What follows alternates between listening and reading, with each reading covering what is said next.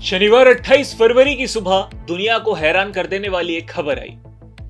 Israel और America के संयुक्त हमले में ईरान के सर्वोच्च नेता, ईरान के supreme leader Ayatollah Ali Khamenei नहीं रहे। 30 सेकंड, 30 बम और 30 धमाकों ने ईरान के सर्वोच्च नेतृत्व को हमेशा के लिए खत्म कर दिया। कैसे हुआ यह हमला, कैसे हुई थी इसकी प्लानिंग और इसके पीछे क्या वजह है कि अमेरिका और इजराइल ने इतना बड़ा कदम उठाया, आइए जानते हैं। तो अमेरिका और इजराइल ने ईरान के सर्वोच्च नेता अयातुल्ला खामेनेई को मार दिया है। लेकिन इसमें सबसे बड़ा सवाल यह है कि अयातुल्ला खामेनेई उस समय क्या कर रहे थे और कहाँ मौजूद थे। इस बात की जानकारी अमेरिका को कैसे पता चली? तो इसका सबसे बड़ा आंसर जो है, सबसे बड़ा जो उत्तर है वो है मोसाद और सीआईए और मोसाद हर्ष उस समय पर ऐसी एक कार्रवाई को अंजाम दे रहे थे जो शायद दुनिया का कोई भी आम इंसान नहीं जान सकता। क्यों वो लगभग कई सालों से इस चीज़ की तैयारी कर रहे थे और इन कई सालों की तैयारी ने ही खामनेई को मारा है। क्या ये माना जाए कि पिछली बार यानी पिछले साल जो हमला हुआ था ईरान के ऊपर, जो 12 दिनों की लड़ाई थी, उस वक्त से ही सारी तैयारियां शुरू हो गई थी या उससे पहले से? देखो हर्ष, मेरा मानना ये है कि ये जो है ना, ये पूरा जो हमला है, ये ट्रंप का जो पिछला कार्यकाल था 2017 के बाद का, तो वहाँ से ये सारी चीज़ें उपजी हैं। क्योंकि जब कासिम सुलेमानी को ट्रंप ने मार गिराया था ड्रोन हमले में, तो उसके बाद से ही खामनेई जो थे लगातार हमले कर रहे थे अमेरिका पर और अमेरिका को बार बार धमकी दे रहे थे कि अमेरिका की मौत हो जाए, इजराइल की मौत हो जाए। तो ये उनका नारा जो था वो लगभग हर सभाओं में देखने को मिलता था। तो जब कासिम सुलेमानी की मौत हुई तो खामनेई ने कहा था कि हम तुमको बहुत मारेंगे अमेरिका को।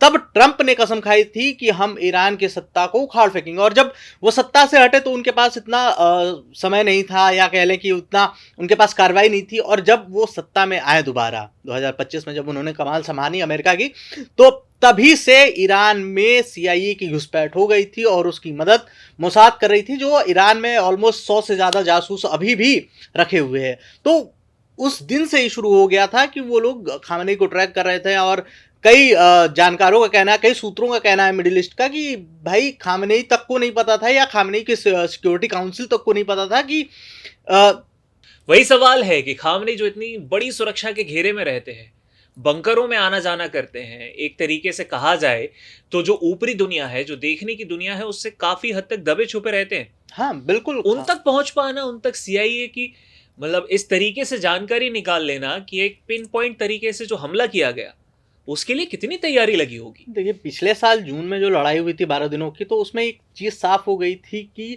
अमेरिका और जो इजराइल हैं वो ईरान की सत्ता को उखाड़ फेंकेंगे, ये तय हो गया था। और उसके बाद ही ट्रंप ने पहली बार एक बयान दिया था कि खामनेई कहाँ छिपे बैठे हैं, हमें पता है, हमने उन्हें सबसे बुरी मौत से बचाया है।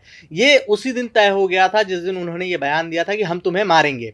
और जब जनवरी में ये तनाव बढ़ता गया और फरवरी में ऐसा तनाव फूटा कि भाई ट्रंप ने सीधे हमले का आदेश दे दिया और खामनेई को जहां वो छिपे हुए थे वहां मार दिया गया। लेकिन इसमें जो सबसे बड़ी जानकारी यही है कि सीआईए और मोसाद, ये समझ लीजिए कि आईआरजीसी में घुसपैठ कर चुके थे। जो इनका नेतृत्व है, ये सरकार है, उसमें घुसपैठ कर चुके थे।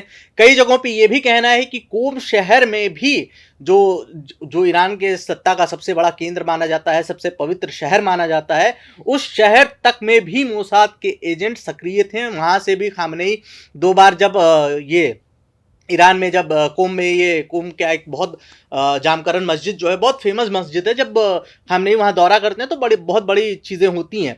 तो जब खामनेई वहाँ भी गए तो इस बात की भी जानकारी अमेरिका और इजराइल को पता चल गई थी कि खामनेई वहाँ गए हैं। तो वहाँ से लेके और तेहरान के उस बंकर तक जहाँ पर ये खामनेई की हत्या हुई है, वहाँ तक पूरा मतलब सीआईए और मोसाद उनको लगातार ट्रैक कर रही थी। तो इसी वजह से उनको पिन पॉइंट लोकेशन मिली। और जब ये पता चला कि सुबह 8 बजे ईरान के जो सर्वोच्च नेता है खामनेई एक बैठक करने वाले हैं, उसमें वहाँ पे बड़े बड़े नेता शामिल होंगे, जैसे कि आपके राष्ट्रपति भी शामिल होने वाले थे, लेकिन वो हुए नहीं। उसमें, लेकिन बाकी और जो बड़े नेता थे वो शामिल जैसे ही हुए, और जैसे ही ये बात इजराइल को पता चली उसने बिना देर किए उन्होंने फ्लाइट्स उड़ा दिए, और अमेरिका की बहुत बड़ी तैयारी तो थी ही। तो इससे क्या हुआ कि वो एक 30 सेकंड में जो 30 बमों का हमला जो आप कह रहे हैं वो एक्चुअल में पॉसिबल हो पाया इसी वजह से। लेकिन ईरान की जो सुरक्षा तंत्र है, सारा कुछ एक साथ ही फेल हो गया कि वो अपने सर्वोच्च लीडर को बचाने में भी समर्थ नहीं रहा। देखिए, ईरान के पास एयर डिफेंस नहीं है, कोई बहुत बड़ी फाइटर जेट या एयर फोर्स नहीं है, तो इस वजह से सबसे बड़ी जो मुश्किल ईरान को आई वो यही थी कि वो काउंटर नहीं कर पाया। और जब काउंटर आप नहीं कर पाएंगे तो आपकी एयर डिफेंस, आपके पास एयर डिफेंस नहीं है, आपके पास फाइटर जेट्स नहीं है, तो आप जो मिसाइलें आ रही हैं या जो ड्रोन आ रहे हैं आप उसको रोकेंगे कैसे, ये सबसे बड़ी समस्या थी। और इसका खामियाजा जो है खामेनेई ने कहीं ना कहीं भुगता है। लेकिन वहीं देखने को ये मिला कि जैसे ही ये हमला हुआ उसके बाद सिर्फ अमेरिका इसराइल को दुश्मन नहीं बनाया गया, ईरान की तरफ से कई और देशों पे भी हमले किए गए। देखिए, ऐसा क्यों? ईरान ईरान बहुत पहले से कहता आ रहा है कि अगर आप मुझे मारेंगे तो हम आपको वहां वहां मारेंगे जिन जिन देशों में आपका एयरबेस है या जो भी आपने ठिकाना बना रखा है। तो ईरान ने बिल्कुल वैसा ही किया, लेकिन इसमें सबसे बड़ी ये चीज हो गई कि अब ईरान जो है खामनेई की हत्या के बाद वो साफ साफ रिहायशी इलाकों को, तेल डिपो को, इन चीजों को निशाना बना रहा है। तो ये बहुत बड़ी चीज है कि ईरान इस तरह के हमले अंजाम क्यों दे रहा है। तो भाई जाहिर सी बात है कि उसके सर्वोच्च नेता मारे गए हैं, तो वो इसका पूरा बदला लेने की तैयारी में है, क्योंकि उसका नुकसान तो हो चुका है ना ऑलरेडी। लेकिन वहीं इसके दो तरह के प्रभाव देखने को मिले, दो तरह की प्रतिक्रियाएं देखने को मिली कि सर्वोच्च नेता का मारा जाना एक हद तक भारत के अंदर भी लोगों के लिए दर्द का विषय है, दुखद विषय बना। मैंने कई जगह देखा, लखनऊ चाहे कश्मीर हो, काफी हद तक मातम मनाया जा रहा है, लोग इस पाकिस्तान तरह वाले से तो गोली खा लिए हैं। विलाप कर रहे हैं। तो वहीं तो पाकिस्तान के अंदर तो एम्बेसी पर हमला कर हाँ, दिया बिल्कुल गया। बिल्कुल, वो लोग तो गोली भी खा लिए हैं, मरीन यूएस मरीन कमांडोज के जो गोलियां चली हैं वहां पे वहां तो। सुनने में आया हम्म, 17 लोग मारे गए हैं। बिल्कुल। देखिए, शिया कम्युनिटी जो है वो काफी कम है, कुछ ही देशों में इनका प्रभाव है, जैसे ईरान हो गया, लेबनान हो गया, यमन भी कहीं ना कहीं थोड़ा बहुत। तो इस तरह से ये शिया कम्युनिटी बहुत कम है। और सबसे बड़ी चीज़ है कि एक जो खामनेई के लिए दर्द है, या ये कह लें कि वो अकेला ऐसा नेता था जो अमेरिका के खिलाफ खड़ा था। या खाड़ी के आप जितने भी देश देख लें वो सारे के सारे अमेरिका के उसमें चाटुकारिता कह लीजिए या क्या बोलते हैं उसको, एक एक तरीके से दोस्ती, उसके हाँ बिल्कुल, मतलब उसके प्रभाव को मानते हैं, उसके प्रभाव को अंदर मानते रहते हैं, हैं। हाँ उनके साथ रहते हैं। तो ईरान वहां अकेला खड़ा हुआ था, तो इस वजह से शिया कम्युनिटी के अंदर ये बात अब खुल के आ गई है कि अगर अमेरिका को कोई चुनौती दे रहा था वो खामनेई थे। और इस वजह से भी लोगों में जो ये कहते हैं कि दर्द है या एक शोक का विषय बना हुआ है ये। लेकिन वहीं अमेरिका जो कहता था कि अभी तक कि वो यूरेनियम एनरिचमेंट को रोकना चाहता है हम्म। ईरान के अंदर, लेकिन वहीं खबरें ये भी आती हैं कि ईरान ने काफ़ी हद तक अपने टेस्ट पूरे कर लिए थे, जिस वजह से ये हमले किए गए और ये सारी चीज़ें। तो क्या स्थिति क्या है वहाँ पर न्यूक्लियर? देखिए देखिए, खामनेई जब सत्ता में आए तो उन्होंने एक फतवा जारी किया था 2003 के आसपास, और 2005 में वो आधिकारिक तौर पे लागू हो गया। उन्होंने अपने फतवे में साफ साफ कहा था कि हम अपने मुल्क को परमाणु बम नहीं बनाने देंगे। 2013 का आप एक वीडियो देखेंगे, वहाँ पे उनके विदेश मंत्री थे, विदेश मंत्रालय के प्रवक्ता थे, उन्होंने साफ साफ कहा था कि हम अपने सुप्रीम लीडर के खिलाफ नहीं जाएंगे। तो यहाँ से ये सारी चीज़ें चल रही थी। लेकिन बीच में जब 2015 में 2017 में ये सारी चीज़ें जैसे परमाणु समझौते वाली चीज़ें आई और समझौते से ईरान अलग हो गया, तब ये बात खुलकर सामने आने लगी कि ईरान हो सकता है परमाणु बम बना सके।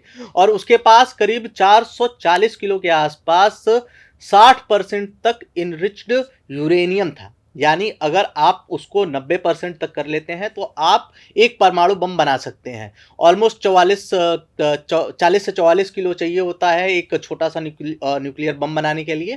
तो ईरान जो था वो ऑलमोस्ट मान के चलिए कि 10% पीछे था अपनी परमाणु हथियारों को पाने से। इसलिए अमेरिका का कहना है कि भाई हमने बम मार दिए। लेकिन ईरान, यहाँ पे ध्यान देना जरूरी है कि ईरान ने बार बार कहा है कि भाई हम परमाणु बम नहीं बना रहे थे, हम केवल न्यूक्लियर फैसिलिटीज बना रहे थे जिससे चिकित्सा हो जाए और बिजली हो जाए, ये सारी चीज़ों बुनियादी जो ढांचे हैं वो हमारे चलते रहे। मतलब लगातार जो ईरान का नेतृत्व था वो इस बात से इनकार करता रहा कि हम बिल्कुल न्यूक्लियर बिल्कुल। बम नहीं बना रहे। हाँ लेकिन अमेरिका का एक पैटर्न देखने को मिल रहा है कि अमेरिका ने वेनेजुएला में वहाँ के राष्ट्रपति को उठा लिया, ईरान में वहाँ के सर्वोच्च नेता को मतलब मौत मार मार ही दिया। डाला है। तो इस तरीके से ये क्या ये तेल का पैटर्न है अमेरिका का, या अमेरिका किस तरह की लड़ाई लड़ रहे हैं ट्रम्प, ये थोड़ा सा समझने से परे है मतलब। ट्रम्प की जो पॉलिसी है वो ये दिखाना चाहते हैं कि अमेरिका अभी भी शक्तिशाली है। जो साहगिरी या कह लीजिए, देखिए खामेनेई के बारे में एक चीज़ है कि खामेनेई लगभग 37 सालों से 47 सालों से वो सत्ता में थे और जब तक वो सत्ता में रहे तब तक कोई भी अमेरिकी जो राष्ट्रपति था वो खुद चुनौती नहीं दिया। खुद ट्रम्प भी इस लिस्ट में शामिल थे कि 2017 में जब वो राष्ट्रपति बने तो वो खुद चुनौती दे रहे थे, लेकिन खामेनेई की जो सत्ता थी वो सीधे सीधे अडिग रही। और सबसे बड़ी चीज़ की जब स्टार्टिंग में ही जब ये इस्लामी शासन आया खुमैनी के शासन में ही, तो वहां पर ये हुआ कि अमेरिकी कमांडोज को ही वहां पर कमांडोज और अमेरिकी दूतावास के कुछ लोग थे, उनको ही बंधक बना लिया गया और तब से लेकर अमेरिका और ईरान के बीच जो गहरी खाई थी वो चलती आ रही थी। लेकिन आपको हर एक चीज़ यहाँ पे ध्यान रखना होगा कि जब ये पहलवी शासन था या राजशाही था जब ईरान में, तब अमेरिका ने ही ये सब सारी चीज़ें करके वहाँ पर उनको ये लगा कि सत्ता पलटवा देनी चाहिए, पहलवी शासन को लाएं। फिर जब ये क्या बोलते हैं इस्लामी शासन भी आया तो बहुत ज़्यादा अमेरिका और इनका वो इंटरफेरेंस नहीं था वहाँ पे। तो ऐसे में ये मुझे भी नहीं समझ में आ रहा है कि ट्रम्प आखिर चाहते क्या है ईरान से। सत्ता परिवर्तन करना था, ये ईरान की जनता का हक था कि वो अपने सर्वोच्च नेता को हटाते हैं या नहीं हटाते हैं। तो नहीं, ये तो लगातार ट्रम्प अपने भाषणों अपने संदेशों में कह ही रहे थे। वहां जब अभी प्रोटेस्ट चल रहे थे तब अमेरिका ने पूरी कोशिश की पुरजोर कि वहां शासन का परिवर्तन हो सके, और क्या शायद ये वहां विफल रहने की वजह से ये कदम उठाना पड़ा? बिल्कुल मेरा मानना यही है कि देखिए ईरानी जो सिक्योरिटी फोर्सेस थी या वहाँ की खुफिया एजेंसी थी उसने साफ साफ कहा कि इजराइल के मोसाद और अमेरिका के CIA के जितने भी लोग थे उन्होंने इन दंगों को भड़काया, वहाँ पर हमारे लोगों को मारे। तो कहीं ना कहीं वो चीज़ और खामनेई ने अपनी जो पूरी ताकत थी वो सौंप दी थी अली लारिजानी को जो सिक्योरिटी काउंसिल के हेड हैं। तो उन्होंने पूरी ताकत से उन चीज़ों को कुचला, और जब कुचला तो ये हो गया कि शासन स्थिर हो गया, और जब स्थिर हो गया तो ट्रम्प को कहीं ना कहीं ये बात चुभ गई, क्योंकि ट्रम्प ने अपने एक बयान में कहा था कि ईरानियंस जो भी हैं, ईरान के जो लोग हैं वो प्रोटेस्ट करते रहे, वहाँ की सत्ता को उखाड़ फेंके, अमेरिकी मदद आ रही है। तो शायद इस मदद को पूरा करने के लिए ट्रम्प ने बहुत बड़ा हमला जो है वो करवा दिया है। अब इसके क्या प्रभाव देखने को मिल सकते हैं, क्योंकि ईरान रिटेलिएट कर रहा है? देखिए ईरान जो है बहुत बड़े बड़े हमले कर रहा है। उसने सऊदी अरब का जो बहुत बड़ा तेल डिपो है उसको टारगेट किया है, और समझ लीजिए कि वो तेल डिपो ऐसा है कि कई देशों के लिए वहाँ से तेल जाता है, और ऑलमोस्ट मान लीजिए कि होर्मुज जो स्ट्रेट ऑफ होर्मुज है उसको भी ईरान ने ब्लॉक कर दिया है। कई तेल टैंकरों पे सीधे हमले की खबर आई है। तो समझ लीजिए कि 20% का तेल उस रास्ते से गुजरता है। अब वहाँ से अगर तेल नहीं जा पाएगा कई देशों में तो सीधी बात है कि वहाँ पर जो है महंगाई बढ़ेगी, और यूरोप में हुआ भी ऐसा है। यूरोप में ऑलमोस्ट जो गैस की कीमतें हैं और नेचुरल जो तेल की कीमतें हैं वो ऑलमोस्ट 20% से ज़्यादा बढ़ गई हैं। तो ये बहुत बड़ा झटका है एक वैश्विक अर्थव्यवस्था के लिए। और कहीं मेरे सुनने में ये भी आया है कि रशिया और चाइना जो है वो ईरान का समर्थन कर सकते हैं। देखिए ये अगर देखिए मेरा मानना ये है कि सऊदी अरब जो है वो कहा जा रहा है कि सऊदी अरब सीधे जंग में कूद सकता है। फ्रांस और जर्मनी भी ये कह रहे हैं कि भाई हमारे लोगों पे हमला हो रहा है, सैन्य ठिकानों पे हमले हो रहे हैं, तो हम भी कूद सकते हैं। तो अमेरिका के जो अलायज हैं या जो अमेरिका के जो साथी हैं वो साफ साफ सीधे सीधे जंग में घिरते हुए नजर आ रहे हैं, साफ साफ आते हुए दिख रहे हैं, और ईरान जो है वो भारी पलटवार कर रहा है। लेकिन अब चीन और रूस इस जंग में शामिल होंगे या नहीं, देखिए मेरा मानना है कि पुतिन ने कल ही भी बोला था कि हम बहुत बड़ी डील कर रहे थे ईरान के साथ, हम एक ज्वाइंट प्रोजेक्ट बनाना चाहते थे जिसमें ईरान की सुरक्षा सुनिश्चित हो सके, लेकिन ईरान उस पर नहीं माना। तो मेरा मानना ये कि अभी वेट एंड वॉच वाली स्थिति है कि देखते हैं कि इससे अभी ईरान में क्या क्या हो सकता है। तो अभी चीन और रूस के लिए वेट एंड वॉच वाली स्थिति है। बाकी इधर तो खुलेआम जंग का ऐलान जो है वो जारी है। नहीं, खुलेआम जंग का ऐलान है, लेकिन जहां तक है कि ये दोनों ही देश ऐसे हैं जो अमेरिका के खिलाफ ही रहे हैं अक्सर, है ना। रूस ने तो पश्चिम देशों को एकदम चुनौती दे रखी है भाई। यूक्रेन का युद्ध हो आप देख लीजिए, चीन भी अपना दबदबा एकदम पूरा साउथ चाइना सी में बढ़ाए हुए, भले वहाँ पे अमेरिका के कितने भी जंगी बेड़े मौजूद हों। तो ये दोनों देश लगातार अमेरिका को चुनौती देते रहे हैं, लेकिन अभी इस स्थिति में मेरा मानना जो है, मेरा जो आकलन है वो अभी ये है कि दोनों ही देश अभी वेट एंड वॉच की स्थिति वेट में एंड हैं। वॉच है, अभी सीधी चुनौती नहीं देंगे, नहीं, ये नहीं, अवसर बिल्कुल वैसा नहीं। नहीं बन सकता, क्योंकि अगर सीधी चुनौती होती है देखिए, रूस यूक्रेन का जो जंग है वो तो जारी है ना, उसमें कोई इंटरवेन नहीं कर रहा, कोई वहां से सीधी मदद, कोई कोई देश अभी सीधा सीधा कूदने के लिए तैयार नहीं है। तो इसलिए रूस भी इस चीज को मान रहा है कि भाई मैं यूक्रेन से जंग लड़ रहा हूँ, तो अभी इसमें किसी ने अभी तक वो टांग नहीं फंसाया है, तो मैं क्यों ही अभी इस तरह की चीजों में उलझूं। इस पर एक चीज और देखने को ये आ रही है कि इस बार भारत का जो रुख है वो न्यूट्रल सा नहीं लग रहा है। देखिए, भारत का रुख न्यूट्रल ही है, आप न्यूट्रल ही कहेंगे इसको। आप ये नहीं कह सकते कि इजराइल के साथ हमारे साथ जो है वो रक्षा साझेदारी है और ईरान के साथ हमारे तेल के टैंकर्स हैं, तो हमें न्यूट्रल होना पड़ेगा। हमारी जो पॉलिसी है वो न्यूट्रल ही है, कह सकते हैं एक तरह से। मैं इस बात से सहमत नहीं हूँ कि भारत न्यूट्रल नहीं है। भारत पूरी तरह से अभी न्यूट्रल है। हालांकि बीच में प्रधानमंत्री नरेंद्र मोदी का जो दौरा हुआ है उसको लेकर सवाल हैं, लेकिन वो सवाल ज़्यादातर बहुत बड़े नहीं हैं, क्योंकि इजराइल ने भी दौरे किए हैं। इवन ईरान के विदेश मंत्री भी हमारे देश में आ चुके हैं, तो ये बहुत बड़ा वो लेकिन आज ट्रम्प का एक स्टेटमेंट था कि ये लड़ाई तब तक नहीं रुकेगी जब तक वो ईरान में पूरी तरह से दमन नहीं ले आते हैं, या ये लड़ाई को लेकर उन्होंने ये भी कहा है कि 4-5 हफ्तों तक और चल सकती है। देखिए, या तो ईरान सरेंडर कर दे, नहीं तो वहाँ जो भी है जो लड़ने की कोशिश करेगा उसे कुचल दिया जाएगा, इस तरीके का जो ट्रम्प का बयान है, तो वो इस लड़ाई को किस हद तक खींच कर ले जा सकते हैं।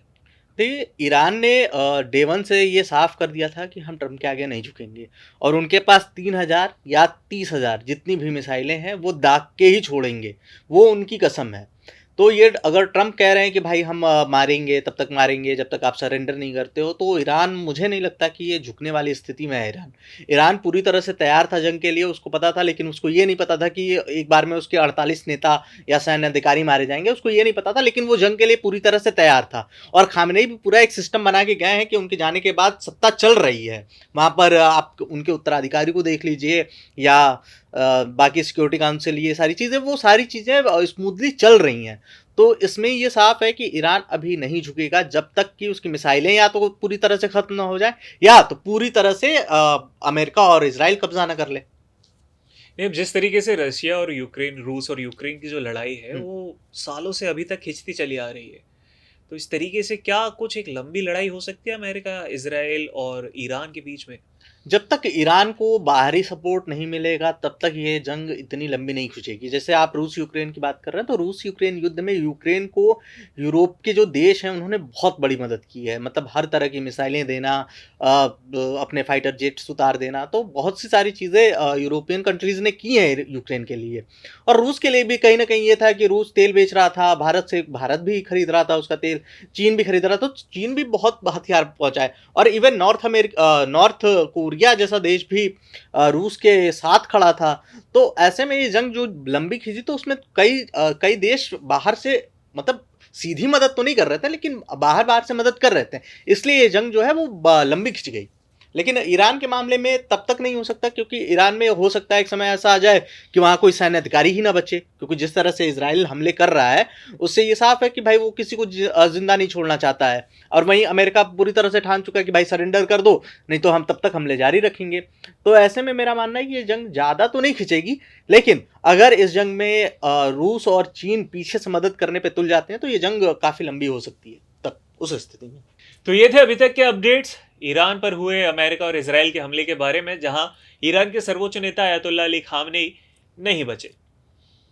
इस लड़ाई को खींचने को लेकर आपके क्या विचार हैं? आपको क्या लगता है लड़ाई कितनी खिंच सकती है? ट्रम्प सही है या गलत है? या ईरान में जिस तरह के रिएक्शन देखने को मिल रहे हैं तो ये हमला कितना और हो सकता है? आपके भी अपने विचार होंगे, हमें कमेंट बॉक्स में उन विचारों को साझा करें, और इस पर आगे की अपडेट्स के लिए हमारे साथ जुड़े रहें। हम आपके पास फिर लौटेंगे।